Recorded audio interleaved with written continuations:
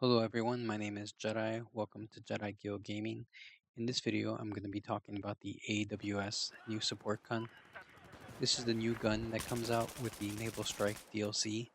To get it, you actually it's really simple. You just an LMG ribbon, get it 3 times. It doesn't have to be in one round, it could be in separate rounds. And then you have to destroy 3 vehicles that support. Pretty simple.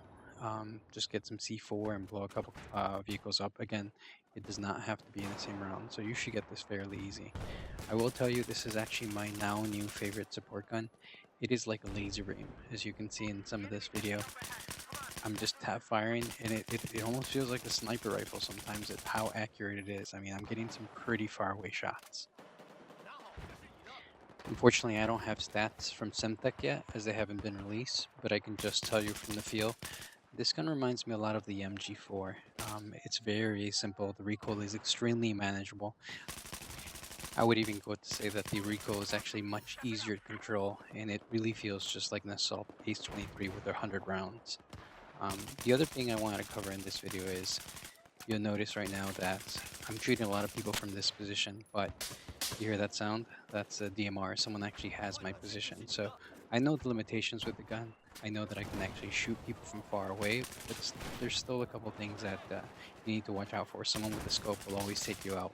Again, what's important here is just making sure you always have yourself the best position and the best angle that you have for the advantage. One of the mistakes I actually make, you'll see shortly here. I was loading thinking that that DMR guy was still in that room. And far and away in the corner I see this guy with a, I don't know what it was, I'm sure it was an assault, but that's not the guy that killed me.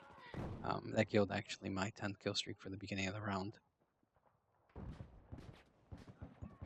In terms of a loadout for this gun, the loadout that I chose is actually a Coyote red dot sight. That's just my favorite Coyote sight. Actually, in the video, I didn't have it unlocked at the time, but that's what I prefer. I also have the 2x magnifier. I really like this accessory because I could always choose between long range and short range. It gives me that versatility.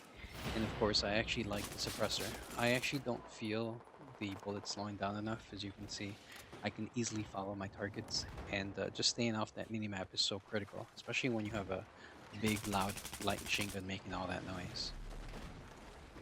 You'll notice the suppressor actually comes in really handy. Most of the kills that I'm getting are actually within close proximity of each other, but they don't see it. In this particular situation, I actually ran out of ammo and thought I could take that guy. Again, as you notice, I'm actually changing position. I'm making myself appear like I'm at 2 different locations at the same time. Anyone who would be looking at this building thinks that there's 2 guys in there. I'm at the top, on the bottom. I'm constantly moving back and forth. I'll also be very, very careful about when I choose to reload because the reload on this gun is a little long. I've timed the reload to be about 3 seconds. The other thing you'll notice in this next kill that I'm getting, look at how far away that person is. I'm just taking little pot shots, just thinking I would hit it, and I actually got the kill. I was really, really surprised, especially considering I have the suppressor, which does make the bullet take a little longer to travel and makes long shots a little bit more difficult. What just impressed me is the fact that it's a light machine gun, but yet I can shoot from pretty far away once in a while if I need to. So that versatility, that's really what makes this weapon, in my opinion, one of the best LMGs. At this point in the battle, I decided to press forward. I'm using the advantage of my suppressor to not peer me the minimap, and at the same time using their disadvantage of up here in the minimap to locate their position. Just moving throughout the map, trying to find different locations where everyone's at. Every time they fire, they're actually giving away their position, and I'm looking very closely to that minimap, at those orange Doritos.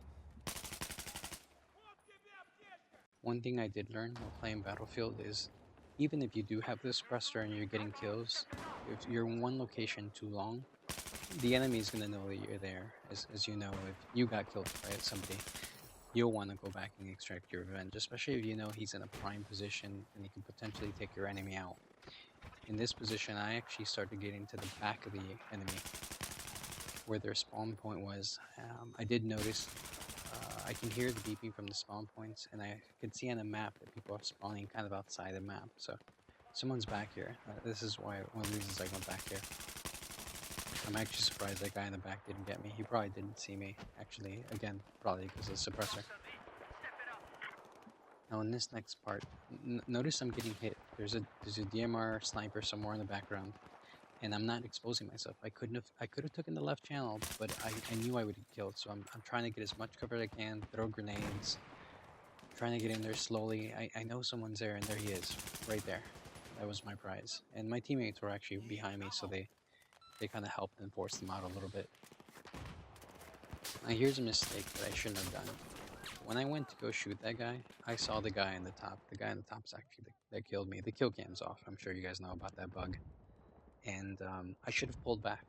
You know, sometimes you get so stuck on trying to get that kill, and it costs you.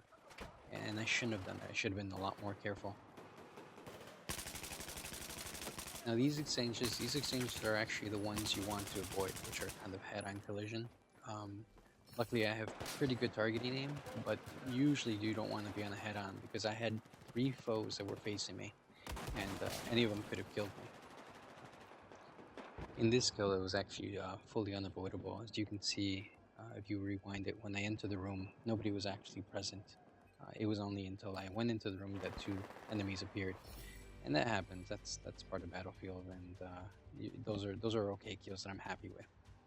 I actually found out after the round ended, Shrimp Taco was actually level cap, so I was actually pretty surprised to actually find him, since I viewed a couple of his videos. Well, that's the end of the video. I hope you enjoyed it. That's my coverage of the AWS support gun. Feel free to comment, tell me what you guys did or didn't like about the video, and I'll make adjustments and I'll see where the direction of this channel goes. Thanks again. Once again, my name is Jedi, and this is Jedi Gale Gaming. Have a nice day. Bye bye.